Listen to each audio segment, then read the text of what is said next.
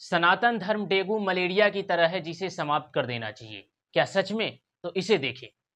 है तुझ में वो हिम्मत, मैं मूर्ति की पूजा करता हूँ इसलिए तुमने मूर्तियां तोड़ी। मैं मंदिर में पूजा करता हूँ इसलिए तुमने मंदिर तोड़े। लेकिन तुम भूल गए कि मैं सूर्य की भी पूजा करता हूँ। हिम्मत है तो बुझा दे। मैं चंद्रमा की भी पूजा करता हूँ। हिम्मत है तो हटा दे। मैं जल की भी पूजा करता हूँ। हिम्मत है तो सुखा दे। मैं वृक्ष की पूजा करता हूँ। हिम्मत है तो मिटा दे। मैं पर्वतों की पूजा करता हूँ। हिम्मत है तो हिला दे। मैं इस मिट्टी की भी पूजा करता हूँ।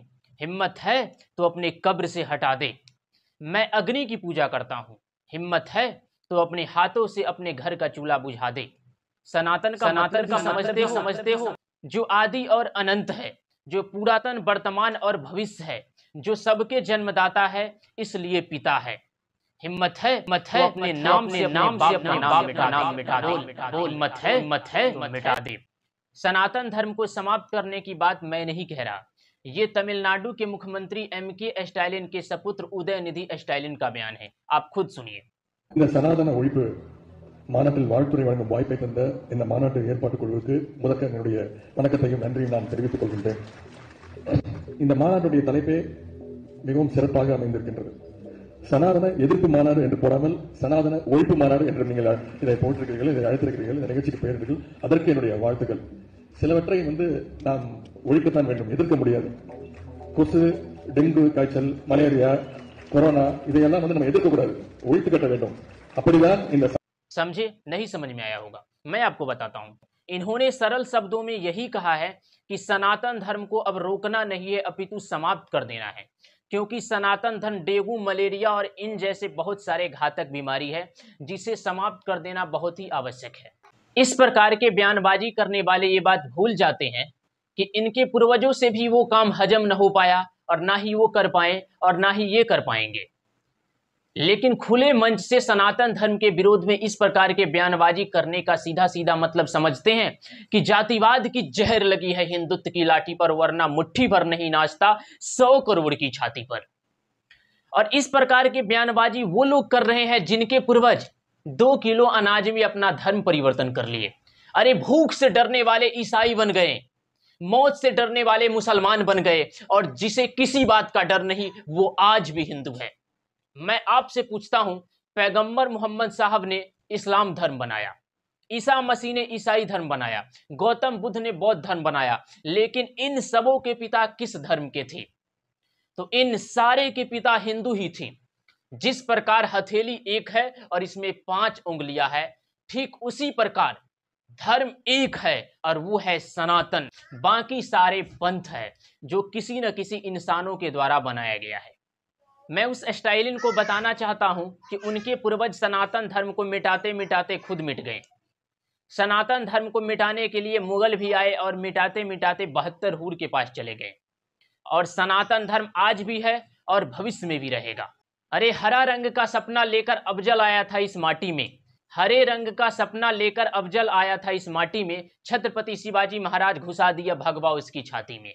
मैं आपको बता दूं, ये नंगरा लूल्हा पहुंच सनातन धर्म को समाप्त करने की बात तभी तक कह रहे हैं जब तक हिंदू राम बना बैठा है। जिस दिन परशुराम बन गया, बाबर की औलादे भी जय श्री राम बोलेगा।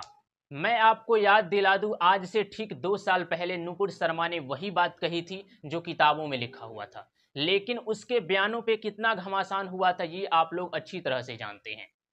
56 इस्लामिक देश एक साथ टूट पड़ा था, सर तन से जुदा के नारे लग रहा था। तो आज पूछता है भारत, नुपुर शर्मा के लिए सर तन से जुदा, तो फिर उदयनिधि स्टालिन के लिए क्या होना चाहिए? कमेंट सेक्शन में जरूर बताएं।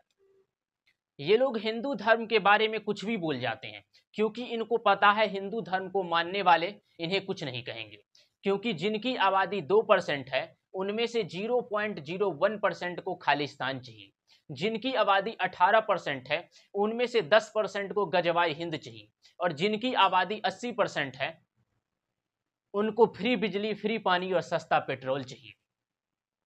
जो लोग हिंदू मुस्लिम एकता पे ज्ञान देते हैं, मैं उनको बताना चाहता हूं कि 56 इस्लामिक देश कैसे बना, इसका इतिहास पढ़ ले, 2 दिन में भाईचारे का भूत उतर जाएगा। वीडियो के लास्ट में मैं स्टालिन को बताना चाहता हूं, वैसे तो मैं किसी धर्म का बुराई नहीं करता, लेकिन अगर 4 कील ठोकवाने से कोई भगवान हो जाए तो हमारे पितामह भीष्म बाणों की सैया पे लेटे रहे और कई दिनों तक जीवित रहे। क्या ख्याल है उनके बारे में?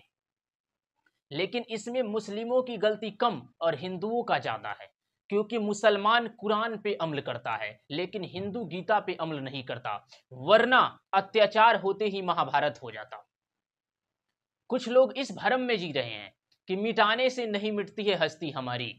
हम उनको बता दें कि अफगानिस्तान तक फैली थी हस्ती हमारी, और आज हम अपने ही देशों में अपना अस्तित्व बचाने में लगे हैं। अफगानिस्तान में हिंदू था, पाकिस्तान में हिंदू था, बांग्लादेश में हिंदू था, पाकिस्तान में हिंदू था, और यही प्रोसेस चलता रहा तो एक दिन यह भी सुनने को मिलेगा कि भारत में भी हिंदू था। इसलिए जागो सनातनियों जागो। मैं आपको विश्वास दिलाता हूं, आज भी 100 करोड़ हिंदू एक हो जाए तो दुनिया में ऐसी कोई ताकत नहीं जो हिंदू को झुका सके और मिटा सके। अगर आप सच्चे सनातनी हो तो वीडियो को ज्यादा से ज्यादा शेयर कीजिए। मिलते हैं अगली वीडियो में, तब तक के लिए जय श्री राम।